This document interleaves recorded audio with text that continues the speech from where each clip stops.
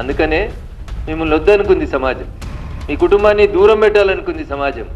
TRS alias బీఆర్ఎస్కి VRS ఇచ్చి పంపించేసారు. దాన్ని మళ్ళా చచ్చిపోయినటువంటి పాముని తిరిగి బతికించడం ఎట్లా? ఇగో దీనికి బ్రాండింగ్ పంచాయతీ. అన్నోదికు బ్రాండింగ్ చేసుకుంటున్నాడు. 30 మెడికల్ కాలేజీలు పెడితే మాకు పేరు రాలేదు కానీ 30 యూట్యూబ్ ఛానళ్ళకి జీతం ఇచ్చి బాగా గొప్పగా బ్రాండింగ్ చేసుకుందాం అనేటువంటి బ్రాండింగ్లో ఉన్నాడు కేటీఆర్.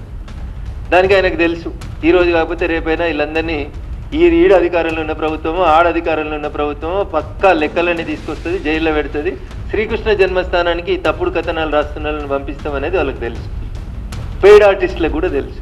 అందుకని ఏం చేస్తున్నారు వాళ్ళంతా, విదేశాలలో పెట్టుకొని ఐపీ నెంబర్లు లేకుండా పేపర్లు ఛానల్ని రకరకాలైనటువంటి ప్రయోగాలు చేస్తూ ఉన్నారు. ఎలుక కలుగులో దాక్కొని ఏదో అనుకుంటుందంట, నేను బయటికి రానంతసేపు నన్ను ఎవడేం చేస్తాడు, పోగెట్లా పెట్టాలి, ఎలుకను బయటికి ఎట్లా తీసుకురావాలి, బయటకు వచ్చిన ఎలుకను బోర్లు ఎట్లా పెట్టాలి అనేది తెలియనంత అమాయకంగా ఈ దేశంలో భారతీయ జనతా పార్టీ లేదు, ఈ దేశాన్ని పాలిస్తలేదు భారతీయ జనతా.